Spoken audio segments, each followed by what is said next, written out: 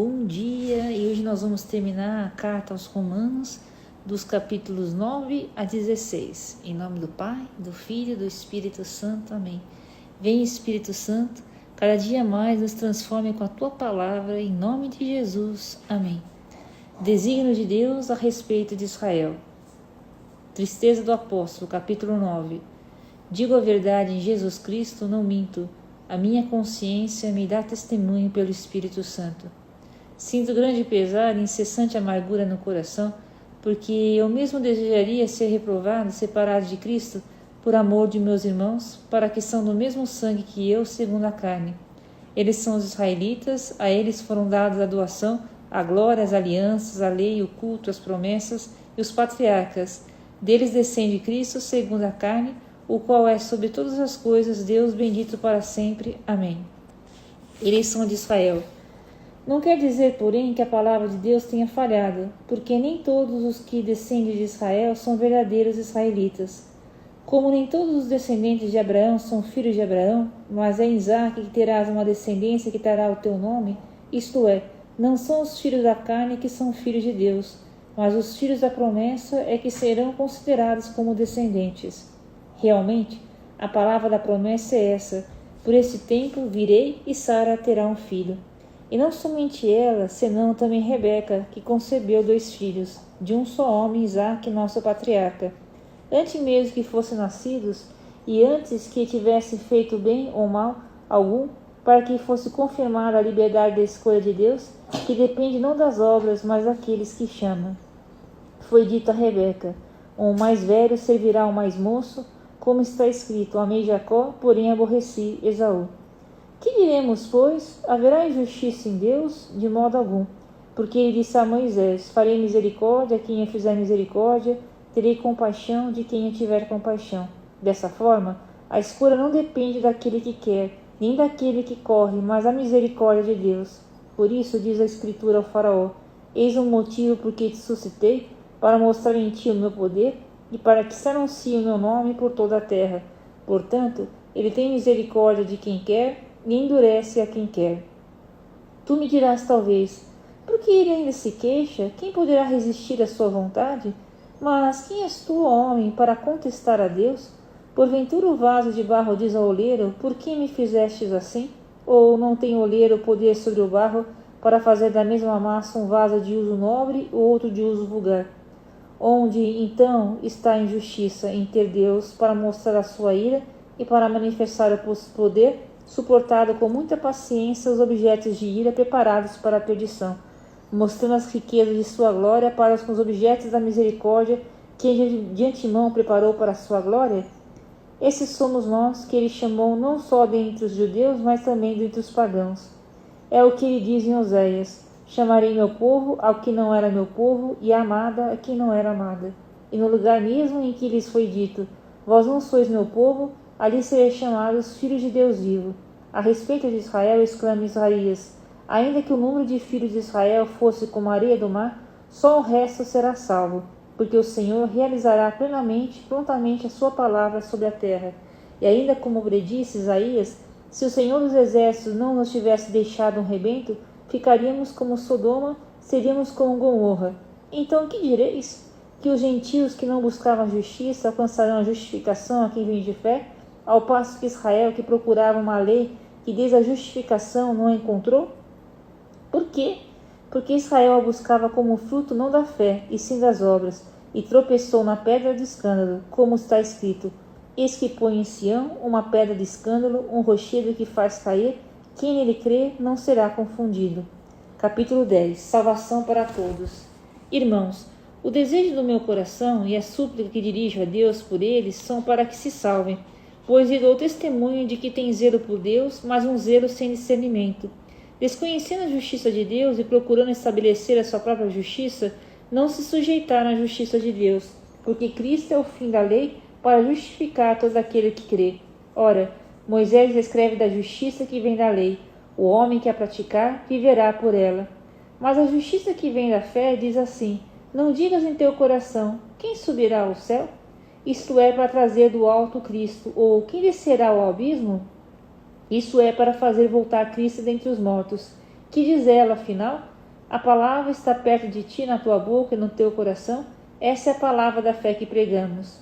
Portanto, se tua boca confessares que Jesus é o Senhor, e se em teu coração creres que Deus o ressuscitou dentre os mortos, serás salvo. E crendo que de coração que se obtém a justiça, e é professando com palavras que se chega à salvação. A Escritura diz: todo que nele crer não será confundido, pois não há distinção entre judeu e grego, porque todos têm o mesmo Senhor, rico para com todos o que invocam, porque todo aquele que invocar o nome do Senhor será salvo. Porém, como invocarão aquele em que não têm fé? E como crerão naquele que não ouviram falar? E como ouvirão falar se não houver quem pregue?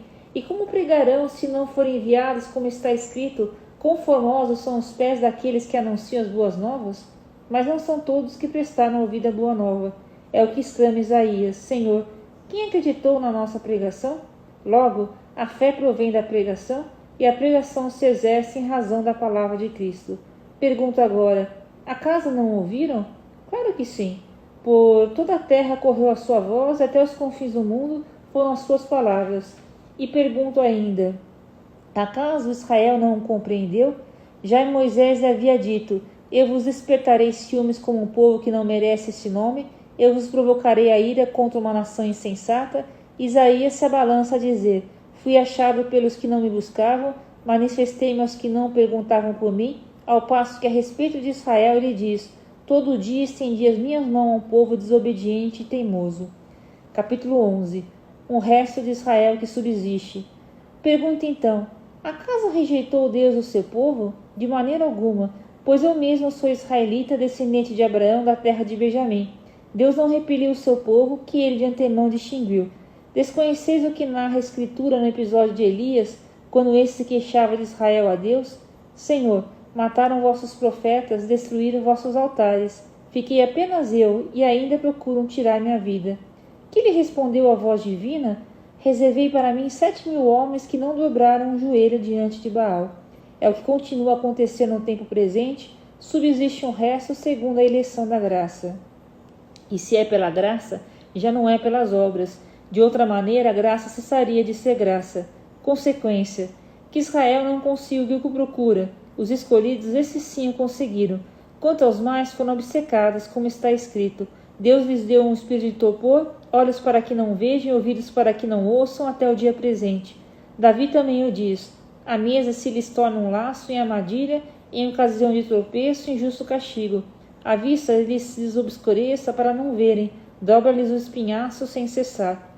Pergunto ainda: tropeçaram acaso para cair? De modo algum, mas sua queda tornou-se a salvação acessível aos pagãos, incitou-os à emulação. Ora, se o seu pecado ocasionou a riqueza do mundo, e se a sua decadência a riqueza dos pagãos, que não fará a sua conversão em massa? Os pagãos enxertados na salvação oferecida a Israel. Declaro a vós, homens de origem pagã: como apóstolos dos pagãos, eu procuro honrar o meu ministério, com o intuito de, eventualmente, exercitar a emulação os homens de minha raça e salvar alguns deles. Porque, se de sua rejeição resultou a reconciliação do mundo, qual será o efeito de sua reintegração, senão uma ressurreição dentre os mortos? Se as primícias são santas, também a massa o é. Se a raiz é santa, os ramos também o são.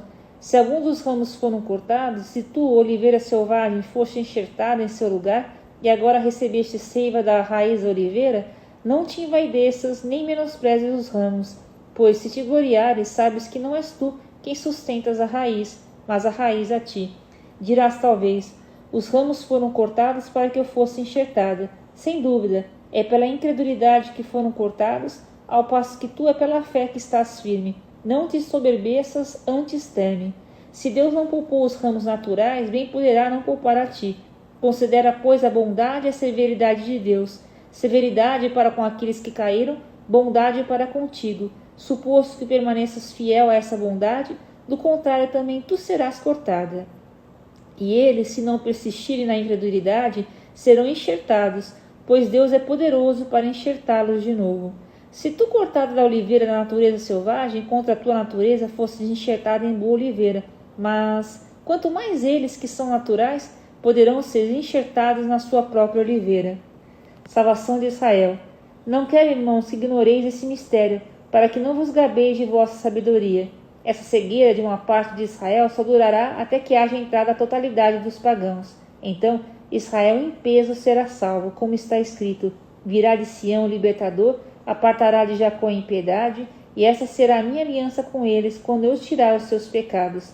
Se quanto ao Evangelho eles são inimigos de Deus, para proveito vosso, quanto eles são muito queridos por causa de seus pais, pois os dons e o chamamento de Deus são irrevogáveis. Assim como vós antes fostes desobedientes a Deus, e agora obtivestes misericórdia com a desobediência deles, assim eles são incrédulos agora, em consequência da misericórdia feita a vós, para que eles também mais tarde alcancem por sua vez a misericórdia. Deus encerrou a todos esses homens na desobediência para usar com todos de misericórdia. Ó abismo de riqueza, de sabedoria e de ciência em Deus! Quão impenetráveis são os seus juízos, inexploráveis os seus caminhos! Quem poderá compreender o pensamento do Senhor? Quem jamais foi o seu conselheiro? Quem lhe deu primeiro para que lhe seja retribuído? Dele, por ele e para ele são todas as coisas. A ele a glória por toda a eternidade. Amém. Conselhos e preceitos morais. Capítulo 12. Verdadeira religião. Eu vos exorto, pois, irmãos, pelas misericórdias de Deus, a ofereceres vossos corpos em sacrifício vivo, santo, agradável a Deus. É este o vosso culto espiritual. Não vos conformeis com este mundo, mas transformai-vos pela renovação do vosso espírito, para que possais discernir qual é a vontade de Deus, o que é bom, o que lhe agrada e o que é perfeito. Em virtude da graça que me foi dada, recomendo a todos e a cada um, não façam de si próprios uma opinião maior do que convém, mas um conceito razoavelmente modesto, de acordo com o grau da fé que Deus lhe distribuiu. Pois, como em um só corpo temos muitos membros, e cada um dos nossos membros tem diferente função, assim nós, embora sejamos muitos, formamos um só corpo em Cristo, e cada um de nós é membro um do outro. Temos dons diferentes, conforme a graça que nos foi conferida. Aquele que tem o dom da profecia, exerça-o conforme a fé. Aquele que é chamado ao ministério, dedica-se ao ministério. Se tem o dom de ensinar, que ensine. O dom de exortar, que exorte. Aquele que distribui as esmolas, faça com simplicidade. Aquele que preside, preside com zelo. Aquele que exerce a misericórdia, que faça com afabilidade. Que vossa caridade não seja fingida. Aborrecei o mal, apegai-vos solidamente ao bem, amai-vos mutuamente com afeição terna e fraternal, adiantai-vos em honrar uns aos outros. Não relaxeis o vosso zelo. Sede fervorosos de espírito, servi ao Senhor, sede alegres na esperança, pacientes na tribulação e perseverantes na oração. Socorrei as vossas necessidades dos fiéis, emerai-vos na prática da hospitalidade. Abençoai os que vos perseguem, abençoai-os e não os praguejeis. Alegrai-vos com os que vos alegram, chorais com os que choram, vivei em boa harmonia uns com os outros, não vos deixeis levar pelo gosto das grandezas. Afeiçoai-vos com as coisas modestas, não sejais sábios aos vossos próprios olhos. Não pagueis a ninguém o mal com o mal, aplicai-vos a fazer o bem diante de todos os homens. Se for possível, quanto depender de vós, vivei em paz com todos os homens. Não vos liguei uns nos outros, caríssimos, mas deixai agir a ira de Deus, porque está escrito: a minha vingança, a minha exercer a justiça, diz o Senhor. Se teu inimigo tiver fome, dá-lhe de comer. Se tiver sede, dá-lhe de beber. Procedendo assim, amontoarás carvões em brasa sobre a sua cabeça. Não te deixes vencer pelo mal, mas triunfa do mal com o bem. Capítulo 13. Obediência às autoridades. Cada qual seja submisso às autoridades constituídas, porque não há autoridade que não venha de Deus. As que existem foram instituídas por Deus. Assim, aquele que resiste à autoridade opõe-se à ordem estabelecida por Deus, e os que a ela se opõem atraem sobre si a condenação. Em verdade, as autoridades inspiram temor, não porém a quem pratica o bem, e sim a quem faz o mal. Queres não ter o que temer a autoridade? Faz o bem e terás o seu louvor, porque ela é instrumento de Deus para teu bem. Mas se fizeres o mal, teme, porque não é sem razão que leva a espada. É ministro de Deus para fazer justiça e para exercer a ira contra aquele que pratica o mal.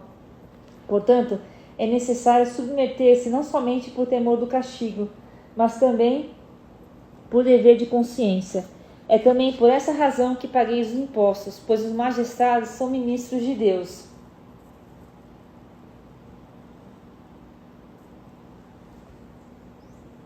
Para fazer justiça e para exercer a ira contra aquele que pratica o mal. Portanto, é necessário submeter-se não somente por temor do castigo, mas também por dever de consciência.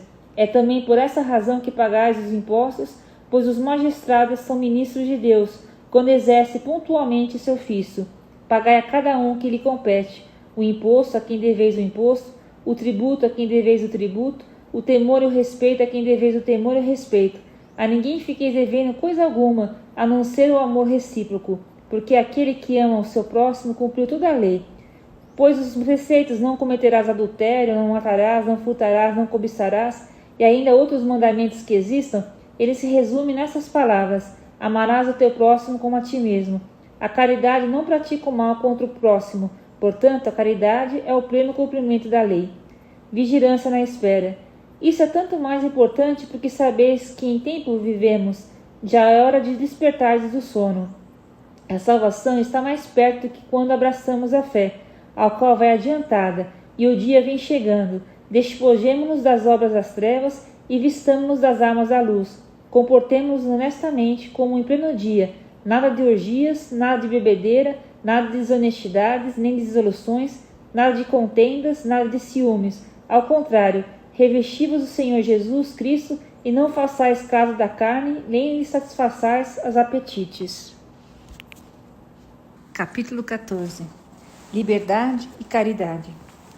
Acolhei aquele que é fraco na fé com bondade, sem discutir as suas opiniões.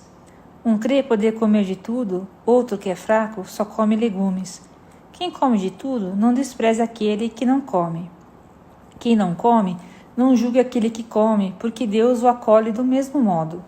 Quem és tu para julgares o servo de outros? Que seja firme ou caia, isso é lá com seu Senhor, mas ele estará firme porque poderoso é Deus para o sustentar. Um faz distinção entre dia e noite, outro, porém, considera iguais todos os dias. Cada um procede segundo sua convicção. Quem distingue o dia, age assim pelo Senhor.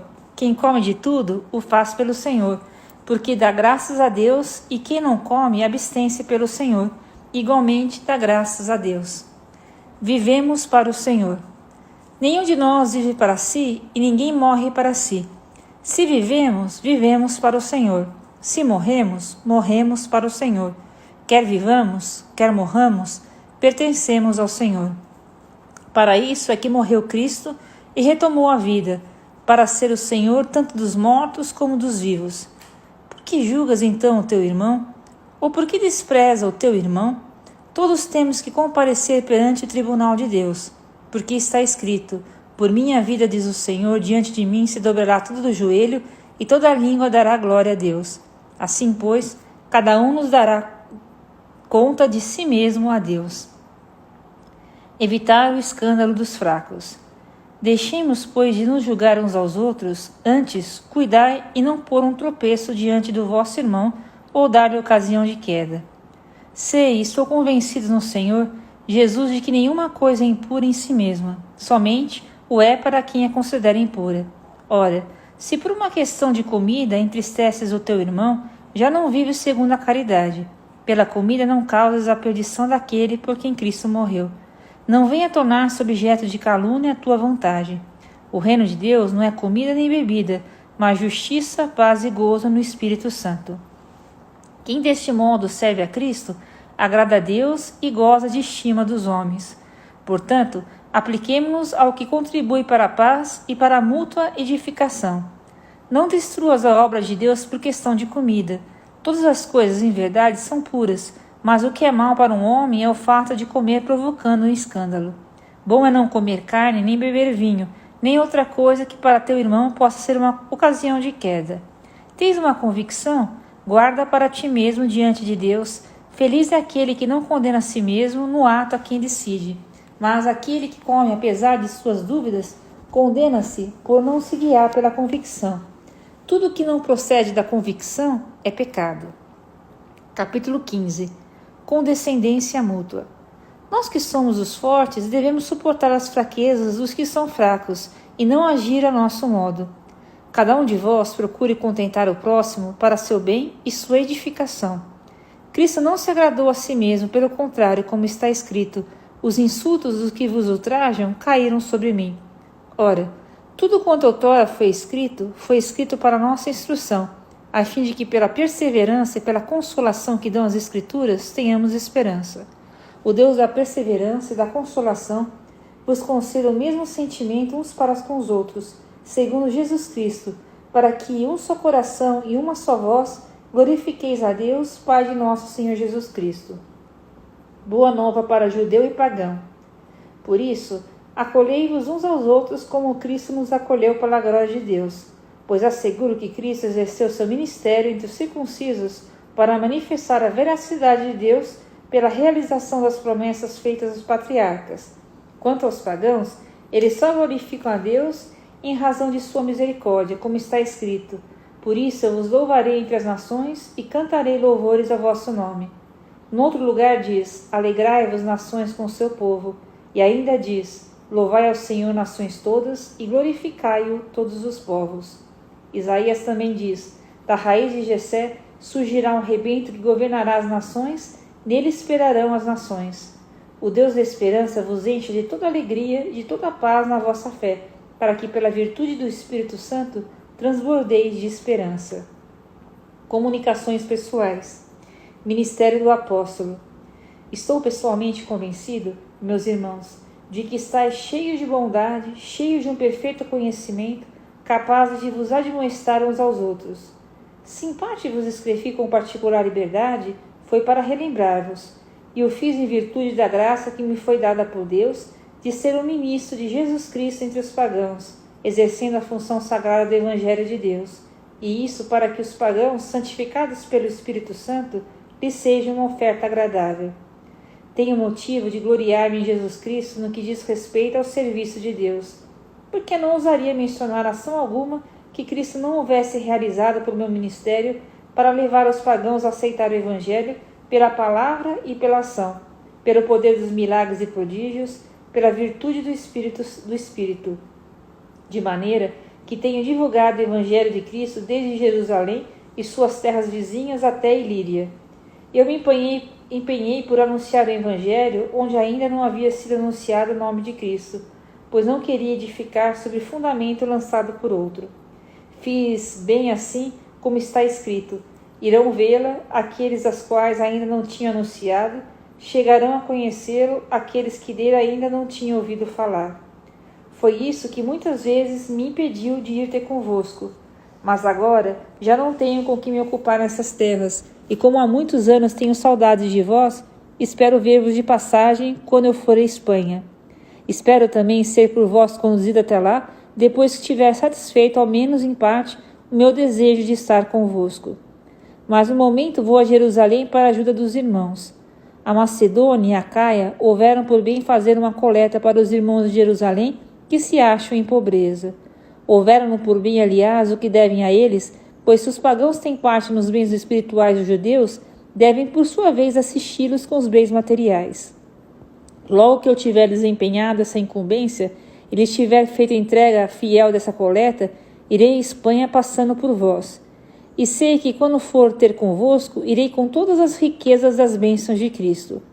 Rogo-vos, irmãos, em nome de nosso Senhor Jesus Cristo, e em nome da caridade que é dada pelo Espírito, combatei comigo, dirigindo vossas orações a Deus por mim, para que eu escape dos infiéis que estão na Judéia e para que o auxílio que leve a Jerusalém seja bem acolhido pelos irmãos. Então poderei ir ver-vos com alegria e, se for a vontade de Deus, encontrar no vosso meio algum repouso. E o Deus da paz esteja com todos vós. Amém. E o último capítulo dessa carta aos Romanos, o capítulo 16, Recomendações. Recomendo-vos a nossa irmã Febe, que é diaconisa da igreja de Cencres, para que a recebais no Senhor de um modo digno dos santos, e a ajudeis em qualquer coisa que de vós venha precisar, porque ela tem ajudado a muitos e também a mim. Saudai Priscila e Áquila, meus cooperadores em Cristo Jesus, pela minha vida eles expuseram suas cabeças, e isso lhes agradeço, não só eu, mas também todas as igrejas dos gentios. Saudai também a comunidade que se reúne em sua casa. Saudai o meu querido Epêneto, que foi as primícias da Ásia para Cristo. Saudai Maria, que muito trabalhou por vós. Saudai Andrônico e Júnias, meus parentes e companheiros de prisão, os quais são muito estimados entre os apóstolos e se tornaram discípulos de Cristo antes de mim. Saudai Ampliato, amicíssimo meu no Senhor. Saudai Urbano, nosso colaborador em Cristo Jesus, e o meu amigo Estaques. Saudai Apeles, provado em Cristo. Saudai aqueles que são da casa de Aristóbulo. Saudai Herodião, meu parente. Saudai os que são da família de Narciso, que estão no Senhor. Saudai Trifena e Trifosa, que trabalham para o Senhor. Saudai a estimada Pérside, que muito trabalhou para o Senhor. Saudai Rufo, escolhido no Senhor, e sua mãe, que considero como minha. Saudai Ansícrito, Flegonte, Hermes, Pátrobas, Hermas e os irmãos que estão com eles. Saudai Filólogo e Júlia, Nereu e sua irmã Olímpio e todos os irmãos que estão com eles. Saudai-vos uns com os outros com os ósculos santos. Todas as igrejas de Cristo vos saúdam. Rogo-vos, irmãos, que desconfieis daqueles que causam divisões e escândalos, apartando-se da doutrina que recebestes. Evitai-os. Esses tais não servem a Cristo nosso Senhor, mas ao próprio ventre, e com palavras adocicadas e linguagem lisonjeira enganam os corações simples. A vossa obediência se tornou notória em toda parte, razão porque eu me alegro a vosso respeito. Mas quero que sejais prudentes no tocante ao bem e simples no tocante ao mal. O Deus da paz em breve não tardará a esmagar Satanás debaixo dos vossos pés. A graça de nosso Senhor Jesus Cristo esteja convosco. Saúdam-vos Timóteo, meu cooperador, Lúcio, Jasão e Sosípatro, meus parentes. Eu, Tércio, que escrevi essa carta, vos saúdo no Senhor. Saúdo-vos Gaio, meu hospedeiro, e de toda a igreja. Saúdo-vos Erasto, tesoureiro da cidade, e Quarto, nosso irmão. Aquele que é poderoso para vos confirmar, segundo o meu evangelho, na pregação de Jesus Cristo, conforme a revelação do ministério, guardado em segredo durante séculos, mas agora manifestado por ordem do eterno Deus e por meio das escrituras proféticas, dado a conhecer a todas as nações, a fim de levá-las à obediência da fé. A Deus único, sábio por Jesus Cristo, glória por toda a eternidade. Aqui termina a leitura de hoje. Deus te abençoe.